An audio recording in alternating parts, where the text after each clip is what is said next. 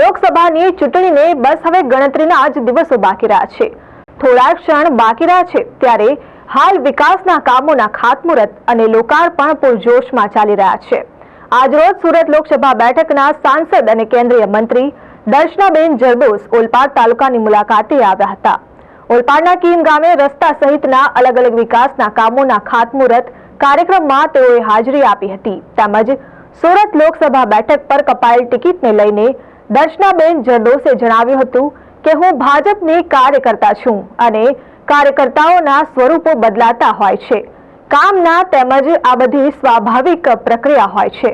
દરેક ભારતીય જનતા પાર્ટીનો નાગરિક સ્વાભાવિક પ્રક્રિયામાં કટિબદ્ધ થઈને કામ કરતો હોય છે। 24 સુરત લોકસભાના 155 ઓલપાડ વિધાનસભાની અંદર કીમ ગ્રામ પંચાયત ખાતે આજે લગભગ 2 કરોડ 20 લાખના વિવિધ વિકાસલક્ષી કામો થયા। એમાં મારી ગ્રાન્ટમાંથી એક 34 લાખનો એર પ્યોરિફાયર, આજે 8 લાખનો રસ્તો જે તૈયાર થઈ ગયો છે, બીજા 20 લાખનો રસ્તો જેનું ખાતમુહૂર્ત કરી લીધું અને 4 જેટલા વિવિધ હેલ્થ સેન્ટરો આજુબાજુના ગામ થઈને વિકાસની યાત્રા અમે જે પ્રધાનમંત્રીશ્રીના નેતૃત્વમાં શરૂ કરેલી તેને અંતિમ રૂપ આપવા સુધીના આજના કાર્યક્રમો આજે ગોઠવાઈ ગયા છે।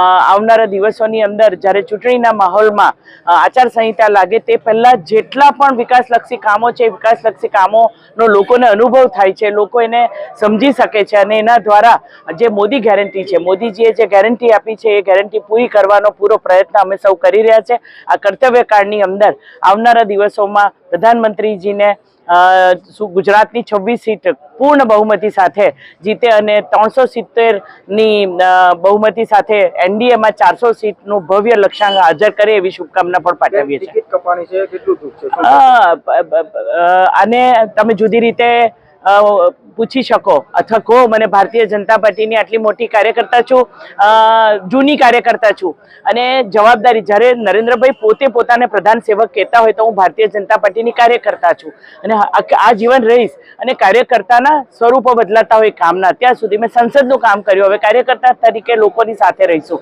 એટલે આ બધી એક સ્વાભાવિક પ્રક્રિયા હોય છે અને સ્વાભાવિક પ્રક્રિયાની અંદર દરેક ભારતીય જનતા પાર્ટીનો નાગરિક એમાં જ હંમેશા કટિબદ્ધ થઈને કામ કરતો હોય છે। વિજય યાદવ, RN ન્યૂઝ, કીમ।